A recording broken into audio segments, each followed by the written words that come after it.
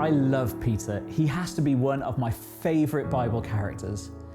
Maybe it's something about his blunt, no-nonsense ways that I connect with, constantly putting his foot in it.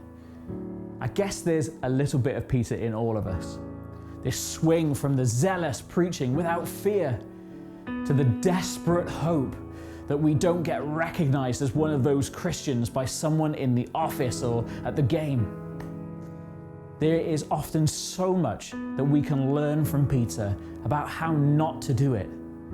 But I want to take this opportunity to look at a moment in his life where actually I want to be more like Peter. In Matthew 14, we see the disciples in the boat on their way to the other side. Jesus has sent them on ahead, staying behind to pray. Then, early the next morning, after a rough night at sea, buffeted and battered, the disciples look across the water and they see a figure. It says this: shortly before dawn, Jesus went out to them walking on the lake. When the disciples saw him walking on the lake, they were terrified. "It's a ghost," they said, and they cried out in fear. But Jesus immediately said to them, "Take courage. It is I. Do not be afraid." "Lord, if it's you," Peter replied, "tell me to come to you on the water." "Come," he said. And then Peter got down out of the boat and he walked on the water and he came towards Jesus. I don't know about you, but I reckon I would have been a little freaked out. I'm not at my best in the mornings at all, so still bleary-eyed, I perhaps would have reacted in a similar way to the disciples, with fear, pinching myself to make sure I wasn't still dreaming. But Peter stood up and he said, "Jesus, if you tell me to come," and then with one word from Jesus, "Come."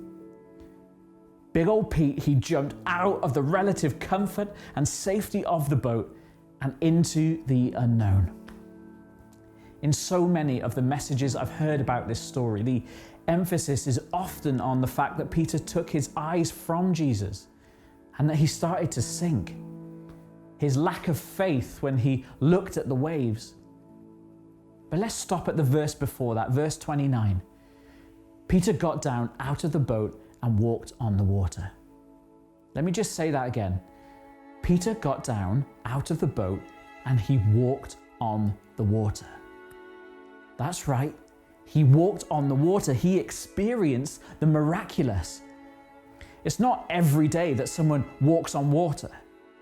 I may be wrong, but I'm fairly sure the only two people that I can think of is Peter and Jesus himself. Can you imagine the sight from the boat as the other disciples watched plain old Peter step out onto the water and begin to walk? Now, I'm not ignoring the fact that he sank and he got properly wet. Absolutely. But he walked too. So why am I laboring this point? Well, simply this. Sometimes to experience the miraculous, you need to get your feet wet. The other disciples saw the miracle happen, but they didn't experience it for themselves. All because they stayed safe. I'm fairly sure that Jesus' response was audible to all the guys in the boat, yet only Peter stood up and got out. Every day, Jesus is calling us out and on into the unknown territories of the plans and purposes he has for us. But he's not going to force you to get out of the boat. He simply says, "Come." You know, it's our choice as to whether we risk getting wet. I don't know about you, but I would rather have wet feet because I heard the Father say, "Come," than to have never walked on water. Maybe today he'll call you onto the water. Fix your eyes on him. And let's prepare to get a little wet because the miraculous is waiting at the end of our obedience. Bless you.